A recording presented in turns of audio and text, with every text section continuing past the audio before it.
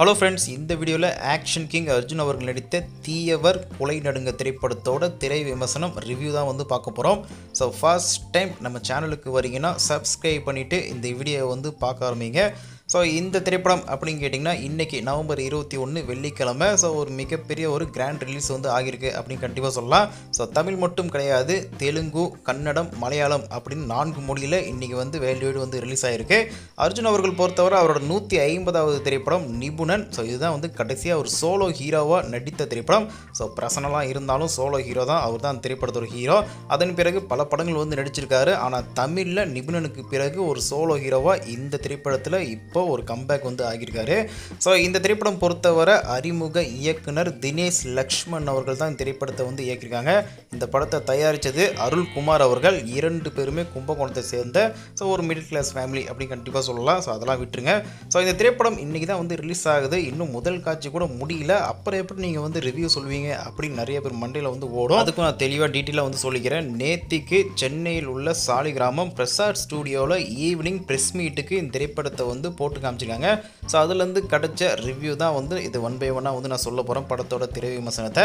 So first of all இந்த திரைப்படத்தில் நடித்தவங்க வந்து சொல்லிடுறேன். ஆக்ஷன் கிங் அர்ஜுன் அவர்களுடன் இணைந்து இந்த திரைப்படத்தில் ஐஸ்வர்யா ராஜேஷ், அதாவது இன்னொரு ஹீரோவாக பிரவீன் ராஜா அப்படின்றவங்க வந்து நடிச்சிருக்காங்க. மற்றும் நம்ம சிவாஜி கணேசன் அவர்களும் மூத்த மகன் ராம்குமார் அவர்களும் திரைப்படத்தில் ஒரு இம்பார்ட்டன்ட் ரோல் வந்து பண்ணிருக்காங்க.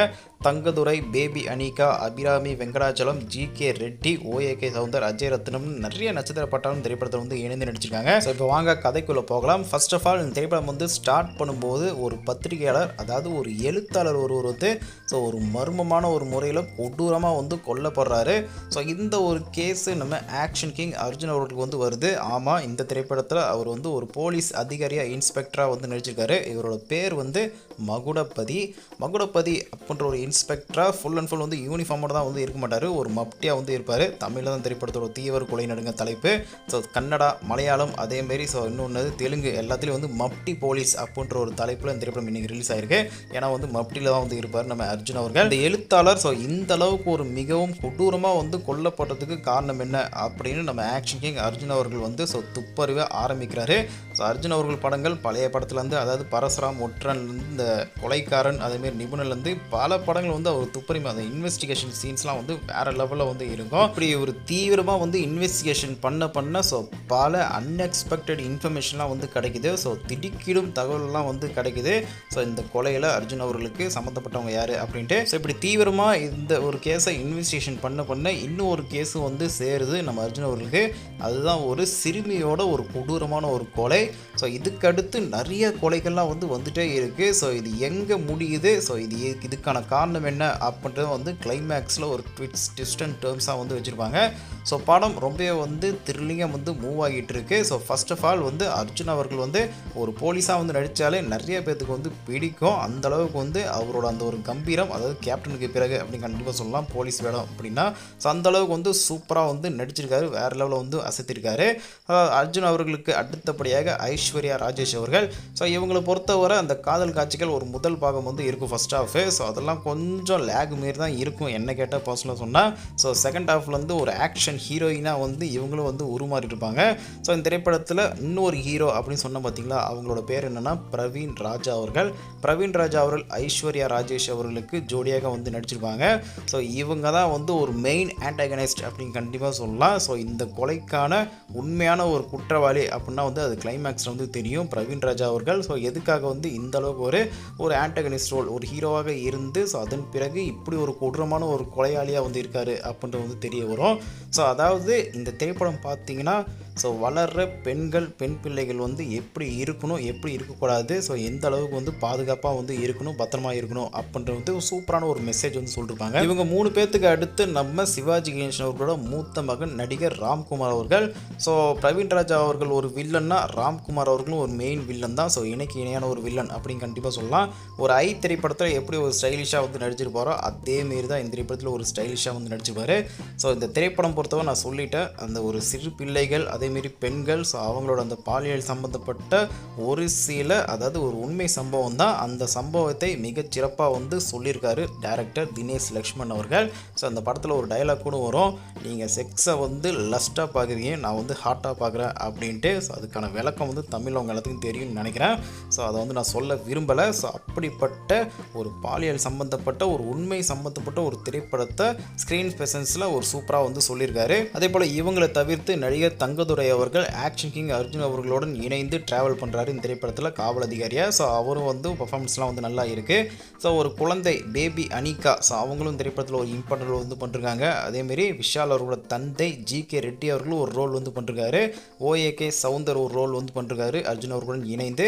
வேலா ராமமூர்த்தி அவர்களும் ஒரு முக்கியமான ஒரு கதாபாத்திரம் வந்து நடிச்சிருக்காரு. ஸோ இவரோட கதாபாத்திரம் கொஞ்சம் வெயிட் தான். அதேமாரி சர்ச் ஃபாதரா அஜய் ரத்னம் அவர்களும் திரைப்படத்தில் ஒரு ரோல் வந்து பண்ணிருக்காரு. ஸோ நிறைய பேர் வந்து அபிராமி வெங்கடாச்சலமும் ஒரு மெயின் இம்பார்ட்டன்ட் ரோல் தான் அவங்களும். ஸோ அவங்கெல்லாம் வந்து படத்தை பார்த்தீங்கன்னா வந்து தெரியும். ஸோ அவங்களுக்கு கொடுத்த கதையை நல்லாவே வந்து ஸ்க்ரீன் ப்ரெசன்ஸ் சூப்பராக வந்து ஆக்ட் பண்ணி நல்ல பெர்ஃபார்மன்ஸ் வந்து பண்ணியிருக்காங்க.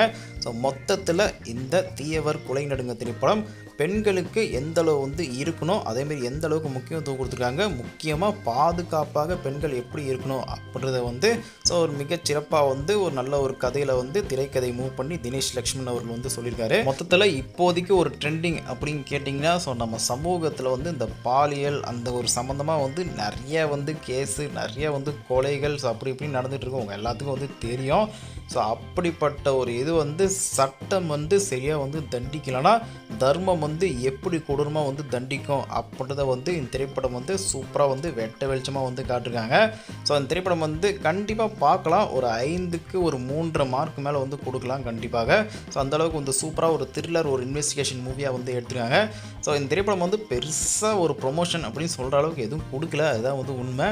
நல்ல ப்ரொமோஷன் கொடுத்து ஒரு நல்ல ஒரு பெரிய நிறுவனம் இந்த திரைப்படத்தை வந்து தயாரித்து நல்ல ஒரு டிஸ்ட்ரிபியூட் பண்ணியிருந்தாங்கன்னா ஸோ நல்லாவே வந்து கொண்டு போயிருந்துருக்கலாம். வெயிட் பண்ணி பார்ப்போம் வேர்ட் ஆஃப் மவுத்தில் இந்த திரைப்படம் வந்து எந்த அளவுக்கு வந்து போக போகுது அப்படின்ட்டு. என்ன கேட்டிங்கன்னா கண்டிப்பாக இந்த திரைப்படத்தை வந்து 100% வந்து கண்டிப்பாக தியேட்டரில் வந்து பார்க்கலாம். அந்த அளவுக்கு இந்த திரைப்படம் வந்து ஒர்த்தாக தான் வந்து இருக்குது.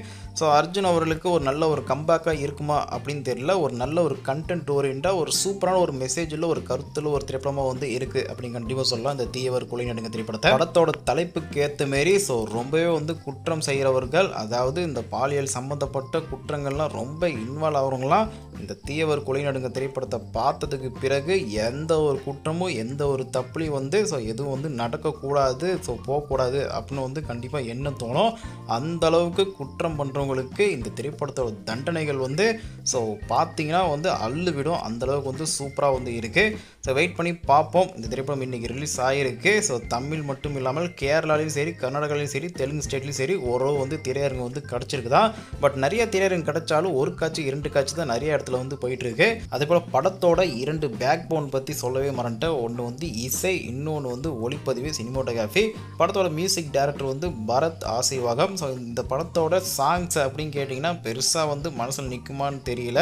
ஆனால் வந்து படத்தோட பிஜிஎம்லாம் வந்து வேறு லெவலில் டெரிஃபிக்காக வந்து போட்டிருக்காரு. சும்மா அள்ளு விடுது படத்தோட அந்த ஸ்க்ரீன் ஸ்பெஷன்ஸுக்கும் பிஜிஎம்முக்கும். அடுத்ததாக சினிமோட்டோகிராஃபர் ஒளிப்பதிவாளர் சரவணன் அபிமன்யு. ஸோ ஒளிப்பதிவு ரொம்ப வந்து பக்கபலம் அப்படின்னு கண்டிப்பாக சொல்லுவான். ஸ்க்ரீன்ஸ்லாம் வந்து அந்தளவுக்கு வந்து ஒவ்வொரு காட்சியும் தரமாக வந்து எடுத்திருக்காரு. ஸோ கண்டிப்பாக இந்த படத்தோட மிக முக்கியமான பலம் இந்த படத்தோட பிஜிஎம் மற்றும் இந்த படத்தோட சினிமோகிராஃபி ஒளிப்பதிவு அப்படின்னு சொல்கிறேன். அதன் பிறகு கதை திரைக்கதையும் வந்து நல்லா தான் இருக்குது. ஸோ கண்டிப்பாக உங்களில் யாராவது ஃப்ரீயாக இருந்தீங்கன்னா தீயவர் குலை நடுங்க திரைப்படத்தை தாராளமாக வந்து வாட்ச் பண்ணலாம். அது 1 டைம் வாட்ச் பண்ணாலும் சரி, பல டைம் வாட்ச் பண்ணாலும் சரி, அந்தளவுக்கு தரமாக ஒரு இன்வெஸ்டிகேஷன் த்ரில்லர் மூவியாக வந்து உருவாகி ஸோ ஒரு நல்ல ஒரு ரிப்போர்ட் வந்து கிடச்சிருக்கு. ஸோ அவ்வளோதான் ஃப்ரெண்ட்ஸ். இந்த வீடியோ பிடிச்சிருந்தா லைக் பண்ணுங்கள், ஷேர் பண்ணுங்கள், சப்ஸ்கிரைப் பண்ணுங்கள். முரண்படான கருத்துக்கள் எதுவாக இருந்தாலும் கமெண்ட் பாக்ஸில் வந்து கமெண்ட் பண்ணுங்கள். ஸோ இது வரைக்கும் நம்ம சேனலுக்கு சப்ஸ்கிரைப் பண்ணி சப்போர்ட் பண்ண நல் உள்ளங்கள் அனைவருக்கும் நன்றி. தேங்க்ஸ் ஃபார் வாட்சிங்.